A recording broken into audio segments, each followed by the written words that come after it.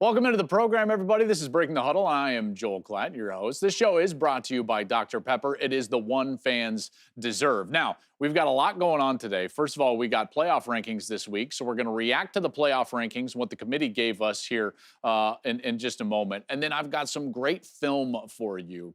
Two quarterbacks that are playing really well.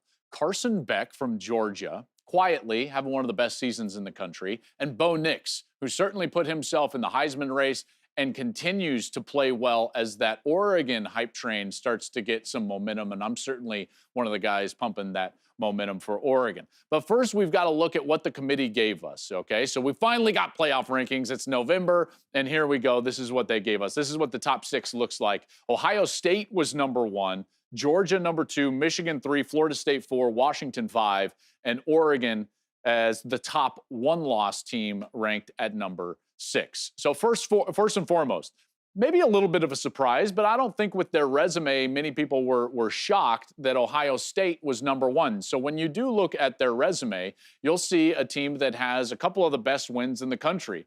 That win on the road against Notre Dame, at home against Penn State, nobody comes close to that. Their strength of schedule is 15. They've got 2 wins against currently ranked teams in the CFP top 25. I do not have a problem with honoring what Ohio State has done on the film and field and give them the benefit of the doubt and put them at number 1. I believe that they've earned that. Okay, so then what happens next? Well, this block of undefeateds, the 5 undefeateds, next is Georgia and Michigan, then Florida State and Washington. So there was all of a sudden a shift. So they honored the wins for Ohio State, but then they said, you know what? The eye test for Georgia and Michigan is going to carry the day over Florida State and Washington, which also have great wins like Ohio State. Okay, so now that brings the focus to Georgia and Michigan. If it's clear that Georgia and Michigan are being viewed from an eye test perspective to be better than Florida State and Washington, which I don't necessarily disagree with, then you've got to start looking at their resume. Okay, so their resume, Kentucky and Florida, is their best wins. And let's face it, the Kentucky one looked a lot better the week of than it does now. Their strength of schedule is 100th in the country.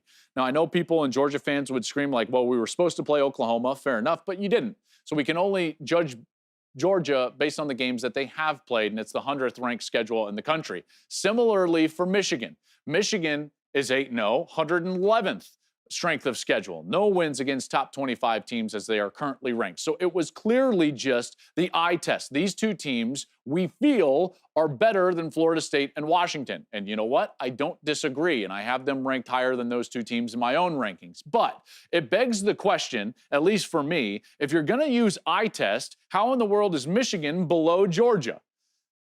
Because Michigan has been far more dominant this year and much more consistent than the Georgia Bulldogs. So there's only really 2 ways that you can convince yourself that Georgia would be better above Michigan. One would be that they're the back-to-back defending national champions, and fair enough.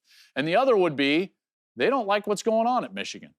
So the allegations of the sign stealing and the investigation into the sign stealing, you can tell, is seeping into these rankings.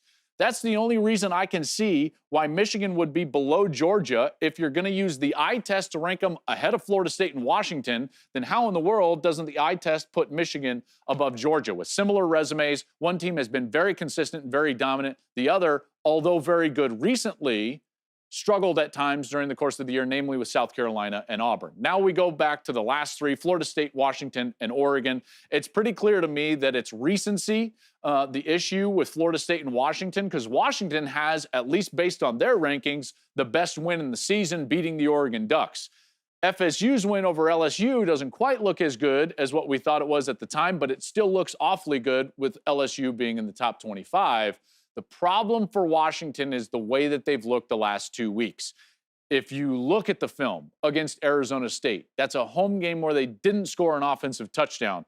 Last week against Stanford, they really needed Stanford to fail on a 4th down going in towards field goal range in order to win that game. Maybe escape with a victory in that one. Escape with a victory. So it's recency bias here with 5 and 4. So that's what I look at when I parse out the top 6. And if you look at the rest of the top 25, you'll see that there's only one more really kind of glaring irregularity, if you will, if you want to call it that. And that's the fact that there's these 3 teams at 7, 8, and 9. And I get it that Kansas just beat Oklahoma. But if you look at it in its totality, Oklahoma beat Texas, Texas beat Alabama, that should be flipped. OU should clearly be number 7 if you're just a committee voting. OU should be 7, Texas should be 8, and Alabama should be 9. So they didn't honor the head-to-head, and I don't love that. I get it. They're all just one-loss teams, and they clearly took the undefeateds and grouped them, and then the one-loss teams, and they grouped them, and then they took the 2-loss teams, and they grouped them, and then they threw a couple of group of 5 teams in at the end. But that's the one that's glaring. OU should have been rewarded for their win over Texas, just like Texas is being rewarded for their win over Alabama.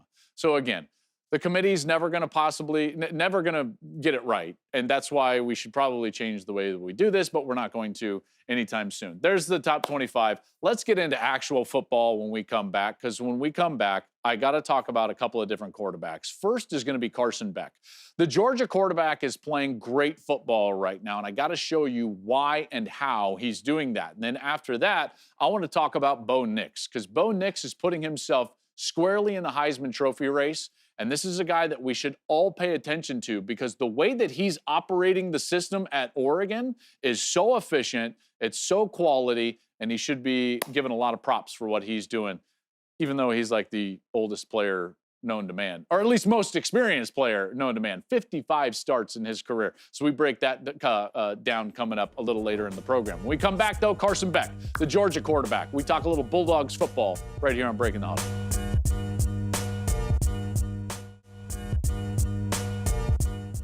All right, welcome back to the program. I told you that we're going to take a look at Carson Beck. I think Carson Beck is playing some of the best football in the country. And in fact, when you look at it, he's going to have one of the most prolific seasons as a quarterback that we've seen from a Georgia quarterback. He's thrown for 300 yards in 4 of his last 5 games. Like, he's playing really well. And it's not just that he's got his great tight end out there, because he's doing a lot of this even without Brock Bowers, who is injured with that ankle injury. Let me take you to the Florida game, and I want to show you a few of the examples of how and why he's playing so great. Okay, so first of all, it's his ability to recognize coverage and then take a matchup off of that coverage. So he's got his 3 receivers, and he sees man technique being played by the defense, shoulder square. So even though there's 2 safeties up top, he knows that he's probably going to get some sort of single coverage.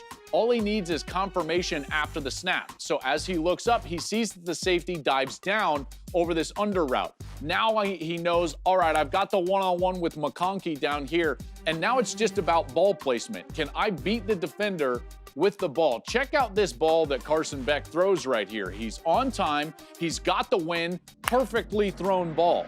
That is beautiful. That's good coverage. And it's beautifully thrown away from the defender, only where McConkey can get it. It's a big completion for Georgia and a big play for the Bulldogs that puts them down inside of the 10-yard line. All right, let's move on. So on this one, what he's going to do is make a great post-snap read based on the look of the safety. So he's got a post out of number 1. That's his first read. And then McConkey's going to be number 2, and he's on kind of an over route. So he's going to read that free safety in the middle of the field. If he goes flat, then he's going to throw the post over the top. If that safety gets depth, then he's going to throw this over route to McConkey coming across at about the 25-yard line. And right here, he sees that the shoulders of the safety are running backwards. He's got that open left shoulder, and he's going to take off going backwards. So right then, he doesn't wait to see McConkey open. He anticipates the window of that over route, and right when McConkey is breaking, the ball is out from Carson Beck. And because of that timing, you get a spin out of the completion, and it ends in a touchdown. That's really good anticipation from Carson Beck. I love what I'm seeing from him in all of those areas. This is a post-snap read about leverage. When you look at this, he's going to have a post, and I wanted you to see from this angle down low where Beck is looking from, okay? So he's going to read these 2 defenders. He's got man coverage, he's got a go route down the seam and a wheel route, but he doesn't like it. He doesn't have the win based on leverage. So now he's got to go back to the number 3 man in the progression right over here, and now he's got to win. You see the defensive leverage, it's not in a good spot. He's got to win, and he's already starting to cock the football back and throw with anticipation. What does that give you? It gives you the ability to run through the catch and potentially get yards after the catch. Good defensive play here, makes the tackle, but not until it's a first down. All of this stuff is so good from Beck. You're seeing post-snap reads, pre-snap reads. You're seeing leverage throws. You're seeing ball placement, all of that different stuff. Let's take a look at a couple more examples here. This is a great one. This is a great one. Look at the pressure look you're getting from Florida. Okay, you're getting all this pressure, which means you're probably going to have to elude, manipulate the pocket, and anticipate a throw. That's the route structure that you're getting. So watch, first he eludes, and then he gets to balance. He's ready to throw, and he's throwing this to McConkey, and you might be thinking to yourself, like, where is he throwing this? Watch the anticipation here. He sees the defense. He's got a back. The defender is facing back. This ball is midway through, and he throws it, and the defense didn't even seem like they were out of position. McConkey runs right through it. That's incredible anticipation and trust in McConkey, who's been outstanding for them on the outside, along with Lovett. These two guys have a great sense of space on the outside, and Beck has a great sense of anticipation. This is what I love from Carson Beck. This is the type of guy that if he continues to play like this, even without his tight end, not only is Georgia going to remain undefeated, but then when he gets Bowers back, now he's going to have 3 real targets on the outside. Their run game is getting much better. And you know that they're still one of the best rosters in college football. Georgia is scary moving forward, in large part due to the fact that their quarterback is playing elite-level football. Those examples right there, not many guys around the country are playing with that amount of anticipation, and certainly the diagnosing of what's going on pre-snap and post-snap. I love what Carson Beck is doing. I also love what Bo Nix is doing. So when we come back, let's take a look at the Oregon signal caller. How does his smarts manifest for that offense? That's coming straight up.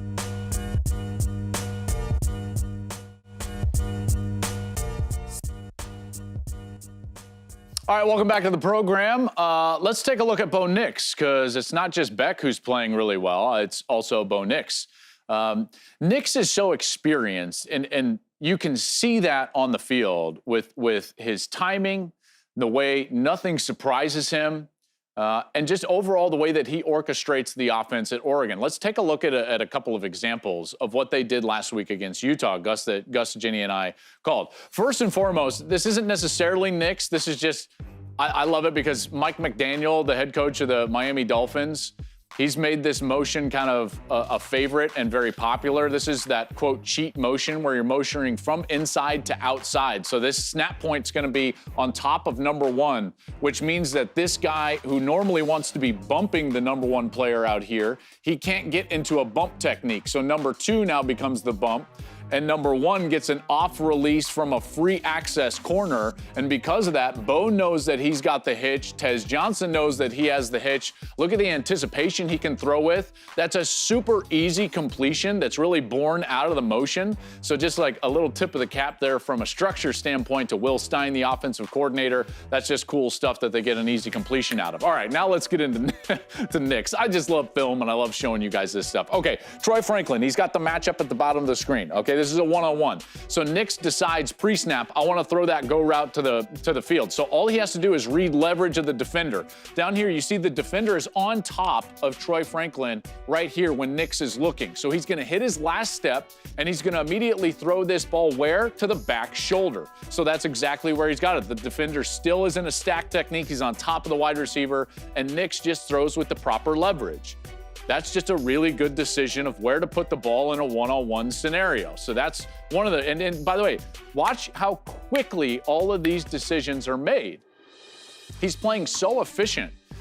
This one here, he's got an empty backfield. So he's got 3 receivers to the top, he's got 2 to the bottom, and he immediately just points out, like, this is a blitz look, because why? He's got 2 defenders over here that are on this side. The guard points it out right here. Bo Nix pointed it out. So when he gets this blitz, what is he gonna do? Well, there's a vacated zone, so why not replace the ball or replace the blitz with the ball?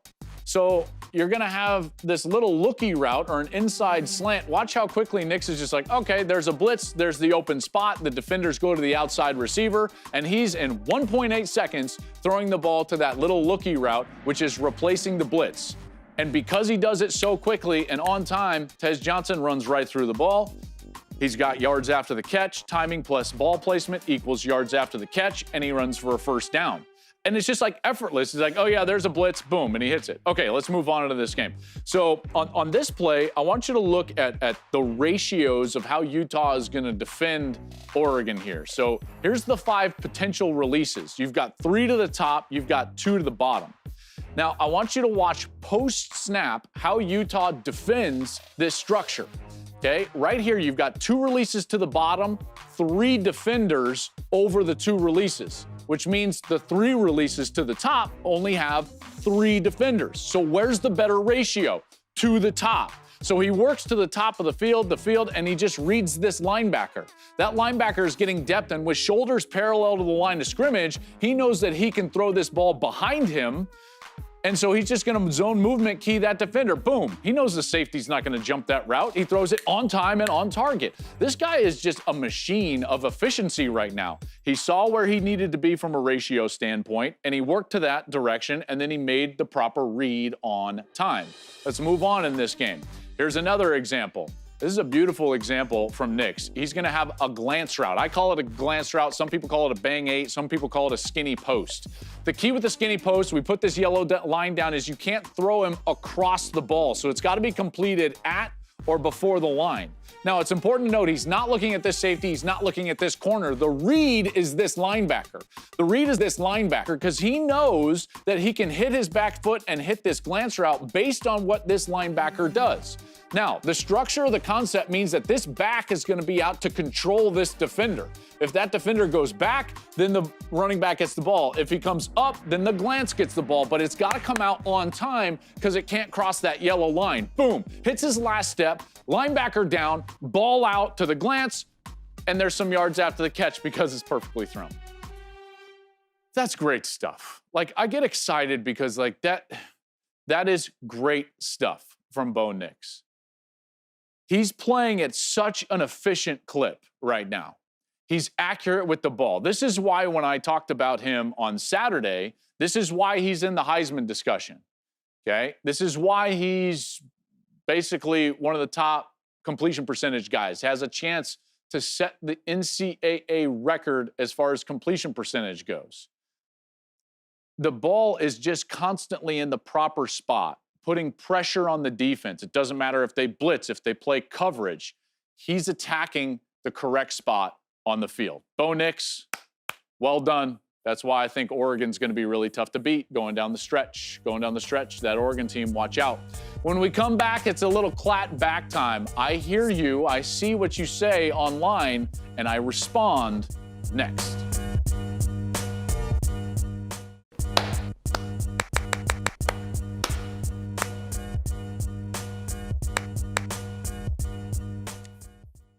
What is up, everybody? Let's get to a little Clatt back here. This is where we take a look at everything thrown around on social media and respond to some of it because it's awesome. So let's get out there and take a look at what we got going on. Okay, Kyle, who's a Texas fan, he's got his old school Texas baseball jersey and he's flashing the horns. He's got it. Here's what Kyle says. He says, Oklahoma lost to an unranked Kansas with a backup QB, Joel. And this is in response to, I was making the point that I made in the first segment of the program when I said, like, OU should probably be ranked ahead of Texas because they beat Texas, which is like, hey, Texas fan, you lost to Oklahoma. Like, I don't understand, like, what? So what, are you now just going to, like, ride on the coattails of the Kansas Jayhawks? Are you going to send Lance Leipold a Christmas card so that now you can, like, what? Say that you're better? You got the same record and they beat you. They beat you. I don't understand why you have a problem with that take. They earned the spot ahead of Texas. Why? They beat you. I don't quite understand it. Now, does Oklahoma have some problems? Yeah. Yeah, they do. In fact, Oklahoma has reverted back in some ways to what they were a year ago. So if I was an OU fan, I would be a little bit worried about the fact that OU in the last 3 games has been giving up, 32 points per game and about 450 yards per game? Well, that's exactly what they did a year ago. And a year ago is when they lost 6 one-possession games. And what have they been in the last 3 games? One-possession games. That needs to change for OU. But hey, Texas guy. Hey, Kyle, you lost. I don't know how we play to win the game. At least some of us, not Kyle. He's up there in his jersey, though. All right, let's see what we have up next here. Cody says, nobody is scared of Georgia. Haven't really played anyone Mickey Mouse schedule. Nobody? Nobody's scared of Georgia? Georgia's won more games in a row than anybody in the country. Longest win streak? No. I mean, they haven't lost since 2021, Cody. Bama was the last team to beat them. They avenged that loss later in that same season by winning the national championship, and then they followed that up with an undefeated season and won the national championship. They're still undefeated right now. But apparently they don't scare anybody, says Cody. I don't know who a fan, like I don't know Cody Slam. I don't know who you're a fan of. Maybe, is this an Ole Miss guy? He might be an Ole Miss guy, but I just disagree. Cody, maybe you're an Ohio State fan. That could be an Ohio State fan. Well, Ohio State did lose to Georgia. One more before we get out of here. One more before we get out. I'm curious why Penn State is behind OU and Notre Dame. That's the gist of it. In my rankings, he's talking about my rankings. And then at the end, he said, shouldn't Penn State be number 9? Well, the problem is that Penn State has looked horrific. One in the loss against Ohio State, and then even in that win against Indiana. I don't love the way that Penn State has looked in relation to some of those other teams, in particular Notre Dame, who just won, 58-7 over Pitt. So there, that's my take. Gus, Jenny, and I are going to be in Austin, Texas, as Kansas State, the defending Big 12 champ, goes on the road to take on the Texas Longhorns. That's coming up on Saturday with Big Noon Saturday. This has been Breaking the Huddle. I'm Joel Klatt. This show is always presented by Dr. Pepper. It is the one fans deserve.